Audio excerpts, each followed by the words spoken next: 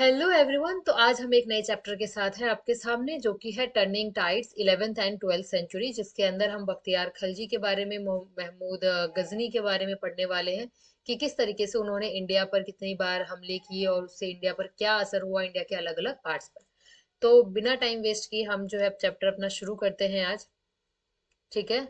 सो आपको दिया हुआ है 11 से 12 सेंचुरी का कि किस किस टाइम पर कौन कौन से किंग रहे, जैसे कि 985 से 1014 तक राजा राजा चोला वन का जो था वो शासन था। फिर 1000 से 108 में महमूद ऑफ 1008 में महमूद ऑफ गजनी का कैंपेन चला। फिर 1025 में राजेंद्र चोला ने नवल एक्सपीडिशन किया। 1026 में सोमनाथ टेम्पल डिस्ट्रॉय किया गया। 1191 में पहला बैटल हुआ ट्रेन का। 1192 में सेकंड बैटल हुआ ट्रेन का। एंड 1206 में जो है मोहम्मद घुरी, उसकी डेथ हो गई। और उसी के आसपास कहते हैं बख्तियार खलजी की भी डेथ हो गई थी, खिलजी की। ठीक है। So this was the timeline. उसके बाद ये दिया हुआ है 11th एंड 12th सेंचुरी में नॉर्थ एंड सेंट्रल इंडिया में जो है मैप के अकॉर्डिंग कौन कौन से एरियाज को किन किन डायनेस्टीज ने कब्जा किया है। इसमें है गजनविद, गजनी और पंजाब। हिंदू शाहीज काबुल और पंजाब रीजन में थे। चाहमनाज अजमेर और दिल्ली में थे। परामराज जो है वो मालवा धर्रा में थे। एंड सेना डायनेस्टी जो थी वो बंगाल में थी। ठीक है। अब सबसे पहले हम पढ़ेंगे गजनवीद इन्वेशन। गजनवीद का इन्वेशन कैसे रहा, क्या रहा। तो देखो, गजनवीद के टाइम पर एक बहुत ही पावरफुल डायनेस्टी हुआ करती थी, वो थी हिंदू शाहीज की। ठीक है। और इन्होंने दूसरे दूसरे इंडियन रूलर्स की हेल्प लेकर कई बार बहुत सारे ऐसे इन्वेशन के अटेम्प्ट को जो है रेसिस्ट किया था। जो बाहर वाले लोग जब अटेम्प्ट करने आते थे तो उनको रोका था, बहुत सारे डिफरेंट डिफरेंट रूलर्स के साथ मिलकर, किन्होंने, हिंदू शाहीज ने। ठीक है। और सबसे मेन जो रोल प्ले इसमें किया था ना, वो उसने किया था खैबर पास ने। ये देखो, ये एक जो है ना हमारे ब्रिटिश मिलिट्री है, उन्होंने, ब्रिटिश मिलिट्री में कोई ऑफिसर था, उसने 1847 में ये पेंट किया था। ये है खैबर पास। ठीक है। तो ये जो था, they control the Khyber pass, one of the main mountain passes through the Hindu Kush range. Hindu Kush range से होते हुए ये, कौन से रेंज से होता था? हिंदू कुश। हिंदू कुश रेंज से होते हुए एक पास निकलता था जिसको खैबर पास कहा जाता था। और उस खैबर पास को जो है आ, ये कंट्रोल करते थे कौन? हिंदू शाहीज कंट्रोल करते थे। बहुत सारे इन्वेडर्स जो थे इसी रास्ते से सब कॉन्टिनेंट में एंटर हुए। एंड एटलीस्ट 2500 ईयर्स बैक, है ना। It was also a major trade route. ये बहुत ही मेजर ट्रेड रूट भी रहा ये खैबर पास, याद रखना। इन्होंने सब कॉन्टिनेंट को सेंट्रल एशिया और उससे बाहर तक जो है कनेक्ट करके रखा। Route Buddhist scholars and monk भी इस रूट से कई बार ट्रेवल करके इंडिया में आए और इंडिया से बाहर गए। तो अल्टीमेटली जो गजनविद इन्वेशन था, ये तुर्किक पावर रहा गजनविद। और after defeating a rival Muslim kingdom, इन्होंने क्या किया? मुस्लिम किंगडम को डिफीट किया और शाहीज को डिफीट किया। और उसके बाद महमूद कंडक्टेड 17 कैंपेन। कितने कैंपेन महमूद ने कंडक्ट किए? 17 कैंपेन कंडक्ट किए, जो कि वो इंडिया में आया 17 बार, है ना। And return with huge amount of बूटी। और हर बार वो आता था और यहाँ पे लूट मचाता था, यहाँ के ट्रेजर को खाली करता था और वापस अपनी कंट्री भाग जाता था। ठीक है। तो ये आपको खैबर पास में दिखाई दिया। अब देखो, route of Mahmud of Ghazni कहाँ से आता था, कहाँ से जाता था। गजनी जो है अफगानिस्तान से था, है ना। खैबर पास से आता था, पंजाब, मथुरा, कन्नौज तक आया है ये। सोमनाथ गुजरात तक आया है। ये जो है एक मैप है, जिस मैप में आप क्लियरली देख पाओगे। देखो, जब महमूद रीच हुआ मथुरा में, है ना, महमूद, महमूद के बारे में हम पढ़ रहे हैं, महमूद गजनी, है ना। तो महमूद गजनी जब मथुरा आया, तो जब वो मथुरा आया, तो मथुरा में आने के बाद, कब आया था वो मथुरा? 1018 में आया था। और he founded to be a city of enormous wealth. इसने देखा कि मथुरा जो आज के उत्तर प्रदेश में है, इसने देखा कि यहाँ तो बहुत खजाना है, बहुत ही ज्यादा जो है यहाँ पर सोना चांदी बहुत ज्यादा है। क्यों? क्योंकि यहाँ पे बहुत सारे, पूरे सिटी में बहुत सारे टेम्पल्स हैं, है ना। तो बहुत ज्यादा यहाँ पर वेल्थ है। तो उसको लगा कि अब यहाँ से तो मुझे बहुत सारा खजाना मिलने वाला है, बहुत पैसे यहाँ से लूट के मैं जाऊंगा। तो देखो, महमूद के कोर्ट का ना एक हिस्टोरियन था, उसका नाम था अल उतबी। ठीक है। क्या नाम था? रिमेम्बर इट, अल उतबी, जो कि महमूद गजनी के कोर्ट का हिस्टोरियन था।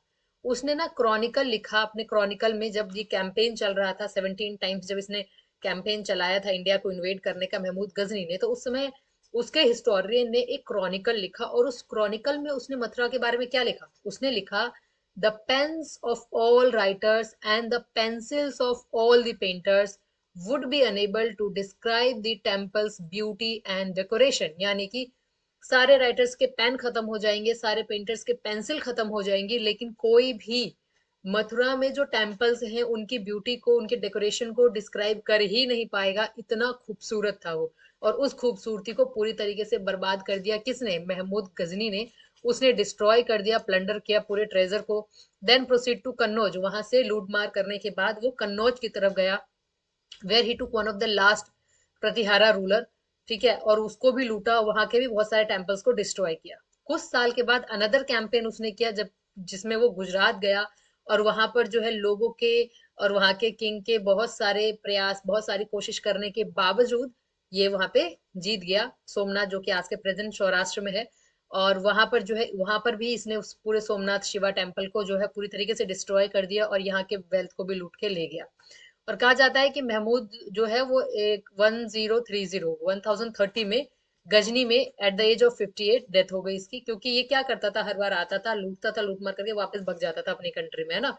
तो इसी भागा दौड़ी में आखिरी बार जो है 1030 में वो 58 की एज में अपनी कंट्री गजनी में उसकी डेथ हो गई। अब देखो यहाँ पे भी ये टेम्पल है जिसको उसने रून कर दिया था, बिल्कुल बुरी तरह से बर्बाद कर दिया था। अम्ब शरीफ है ये, build during the rule of Hindu Shahi के समय पर ये टेम्पल बनाया गया था, you can see on the screen. अब देखो उसी समय पर एक हमारे जो है एक रहे हैं स्कॉलर कह सकते हैं हम, अल बिरूनी, है ना। अल बिरूनी वो जो है महमूद को अकम्पनी करके लाए इंडिया में, और उन्होंने वहां पे आके संस्कृत सीखा, इंसाइक्लोपीडिया सर्वे किया, रिलीजन, साइंस, कल्चर के बारे में, इंडिया के बारे में इन्होंने बहुत कुछ लिखा है। तो यहाँ पर ये देखो, ये ना पोस्टेज स्टैम्प है जिसको किसी फॉर्मर सोवियत यूनियन के जो वो है, फॉर्मर सोवियत यूनियन में इनकी मेमोरी में, है ना, इनकी याद में ये बनाया गया था। Uzbekistan was then part of the Soviet, तो उसमें उज्बेकिस्तान जो है वो सोवियत का पार्ट था, तो वहां पर जो है अल बरूनी की याद में ये एक स्टैंप बनवाया गया था। अब देखो उस समय और कौन थे, एक थे Bhaskaracharya, mathematician, the biggest mathematician हम कह सकते हैं। इन्होंने भी भास्करा सेकंड, बेटर इसको बोला जाता है, भास्कराचार्य के नाम से जाना जाता है। इन्होंने लीलावती और बीज गणिता एंड क्या ये सिद्धांत शिरोमणि, ये तीन जो है इन्होंने बुक लिखी हैं, और तीनों ही on the base of mathematics, mathematics के बेसिस पर ही है ये तीनों।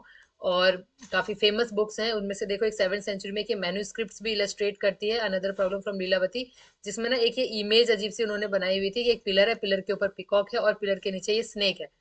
पता नहीं वो इससे क्या कहना चाह रहे थे, पर ठीक है, इन्होंने अपने बुक में ये सारी चीजें लिखी हैं। ठीक है, अब हम ईस्टर्न इंडिया में चलते हैं। देखो अभी तक हमने नॉर्थ इंडिया का पढ़ा, किसका पढ़ा हमने? नॉर्थ इंडिया का पढ़ा। नॉर्थ इंडिया में किसका इन्फ्लुएंस था? गजनी का, है ना, महमूद गजनी जो है इसका इन्फ्लुएंस था। लेकिन अगर हम ईस्टर्न इंडिया की तरफ जाएं तो यहाँ का जो पूरा का पूरा सिनेरियो था दैट वाज सो डिफरेंट। उस समय यहाँ पर सेना डायनेस्टी रूल कर रही थी बंगाल में।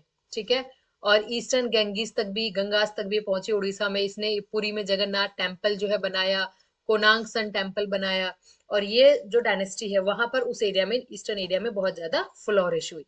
Hope you understand. Now move on to South India. South India के बारे में हमने लास्ट चैप्टर में भी 6 to 10th सेंचुरीज के जो हमने एम्पायर्स एंड किंगडम्स वाला चैप्टर कल खत्म किया है, उसमें भी हमने चोलास, चेरास, पांड्या, चालुक्यास इन सब के बारे में हमने पढ़ा है। तो ऐसे ही साउथ इंडिया में उन्हीं के बारे में थोड़ा सा और है। जैसे कि चोलास के बारे में है तंजावुर और गंगई कोड़ा चोलापुरम, काकातियाज वरंगल, और होयसालास बेलूर, हेलीबिदु, पांड्याज मदुरई, ये अलग अलग डायनेस्टीज हैं, और ये अलग अलग डायनेस्टीज के अलग अलग स्टेट्स हैं, प्लेसेस हैं जहां पर इन लोगों ने रूल किया उस समय। ठीक है, तो इसमें काकातियाज के बारे में पढ़ते हैं। काकतियाज बोलते हैं 12th सेंचुरी में जो काकतियाज है cemented their authority over present day Telangana and Andhra Pradesh, जो आज का आंध्र प्रदेश और तेलंगाना है, इसके ऊपर उनका रूल था। इनका कैपिटल जो था वो ओरीगल्लू था, यानी कि आज का वारंगल जो है। यहाँ पर उन्होंने बहुत सारे जो है वो बनाए, टेम्पल्स वगैरह बनाए, जिनमें से एक ये गेटवे है, इन्होंने तोरानाज बनाया, यानी गेटवे बनाया। सम ऑफ देयर किंग कंपोज, इनके जो कुछ राजा थे वो संस्कृत में भी लिखा करते थे, कंपोजिंग किया करते थे, बट मेजोरिटी ऑफ पार्ट में तेलुगु लैंग्वेज जो है वो ज्यादा प्रेफर करते थे, Telugu literature. The 1000 pillar temple at Hanamkonda is a fine example of their temple architect. इनके टेम्पल आर्किटेक्ट का जो सबसे फाइन एग्जाम्पल है वो है हनमकोंडा। ठीक है, हनमकोंडा ये बेसिकली क्या है, 1000 पिलर स्ट्रक्चर है, 1000 पिलर है इसमें बने हुए, 1000 पिलर टेम्पल है ये। ओके, होयसालास उसी समय में दूसरी डायनेस्टी एक और रही होयसालास। ये छोटी छोटी डायनेस्टीज थी, लेकिन इनका जो इन्फ्लुएंस है उनकी एरिया में बहुत ज्यादा था। होयसाला जो है वो ओरिजिनेट हुए सदर्न कर्नाटक से, इसका फाउंडर साला था, और इसका कैपिटल जो था वेलापुरा, आज के वेल्लोर में, और दवरारा हालेविदु में। ठीक है, ये इसके दो कैपिटल्स थे। और ये जो है बुद्धिस्ट को फॉलो करता था, बुद्धिस्ट रिलीजन को, और इन्हीं के टाइम पर बनाई गई एक बहुत ही खूबसूरत सा जो है एक यहाँ पे सोमनाथपुरा में बनाया गया है, एक बहुत खूबसूरत डिजाइन स्टैचूज दिख रहे हैं इसके ऊपर बनाए हुए।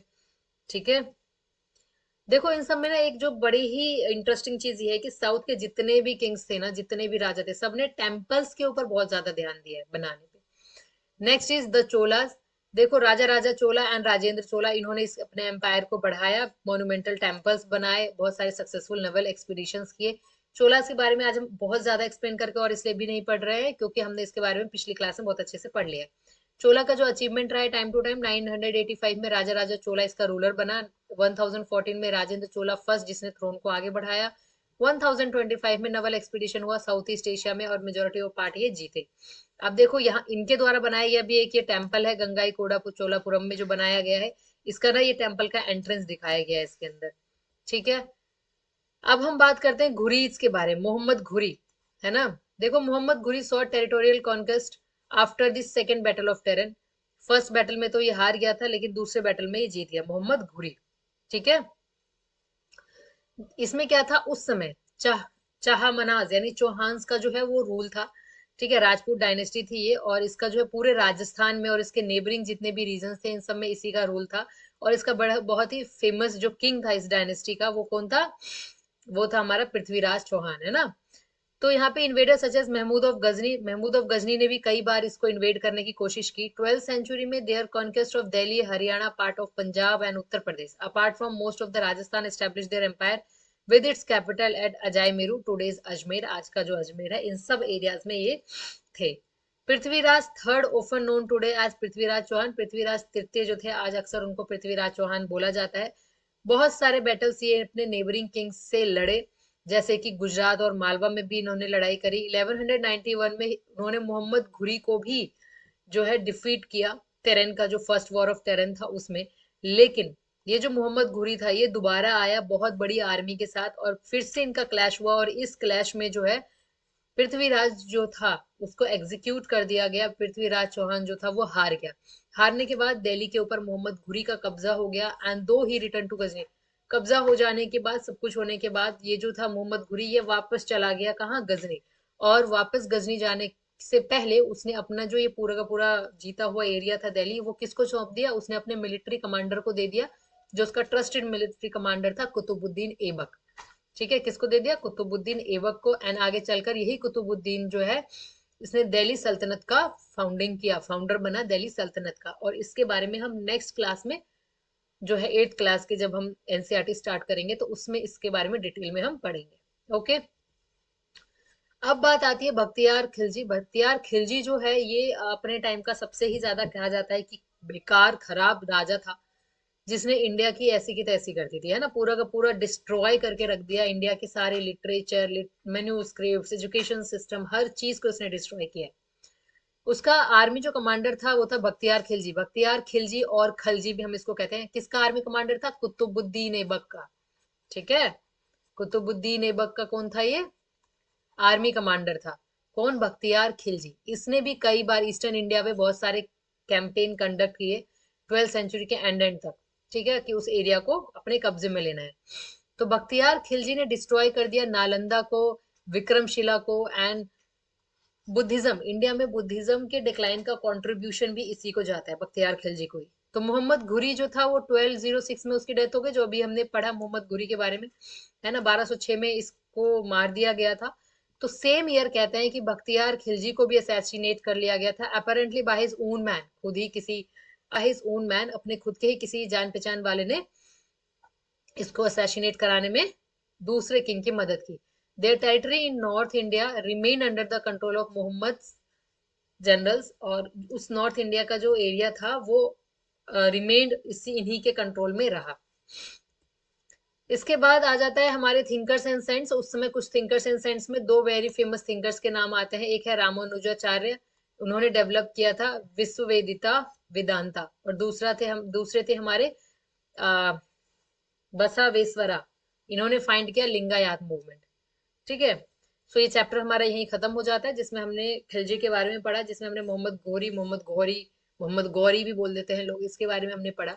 तो इस चैप्टर का अब जो है, इससे पहले कि हम आगे चैप्टर में जाएं पढ़े, अब इसकी पूरी की पूरी समरी है बिफोर वी मूव ऑन। हमने पढ़ा 11th and 12th century mark होता है इंडियन हिस्ट्री के एक टर्निंग पॉइंट के रूप में, जहां से ये जो है हमारा इस्लाम और ये सब इंडिया में एंट्री कर चुके होते हैं।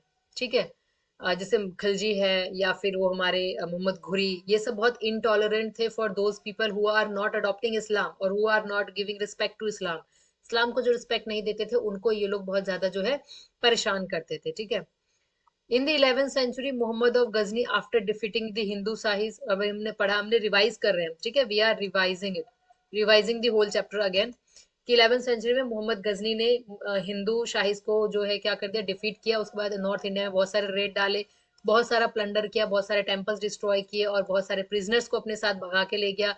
And he didn't seek to establish, उसने इंडिया पे कभी रूल नहीं किया कि पर्टिकुलरली कोई रूल कर रहा हो। वो यहाँ से बच्चों को भी उठा के लेके जाता था वहां पे स्लेव बनाने के लिए, है ना, यहाँ के प्रिजनर्स को उठा के लेके जाता था।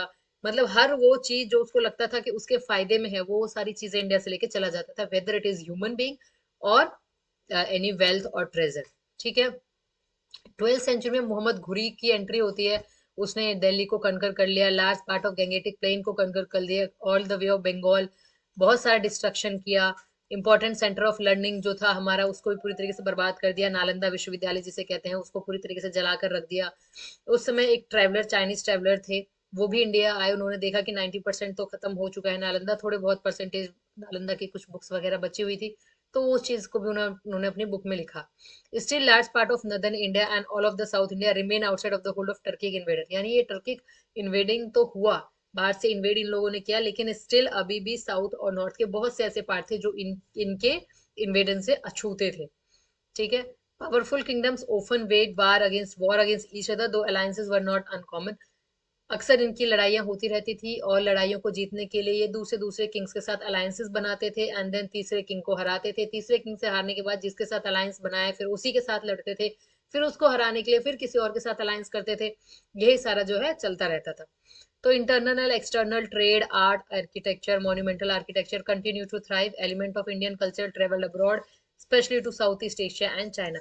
इंडिया का जो पूरा का पूरा इंडियन कल्चर है वो हमारा, क्योंकि चाइनीज जो ट्रेवलर्स थे वो इंडिया में आए, तिब्बतन आए, है ना, ये सारे आए, पर्शियंस आए। तो इन लोगों ने हमारे ट्रेडिशन को, हमारे कल्चर को, हमारे एजुकेशन को अपने बुक्स के थ्रू, अपने राइटिंग्स के through all over the world, all over the China, all over the south East Asia इन्होंने पहुंचाया। सो होपफुली आपको ये चैप्टर अच्छे से समझ में आ गया हो। कल हम नेक्स्ट चैप्टर शुरू करेंगे, और आज ये जो है हमारा क्लास 7 का चैप्टर नंबर 4 था, part 2 of the history book. Thank you. Please subscribe this channel so that you will get upcoming all the updates regarding the chapter. Thank you.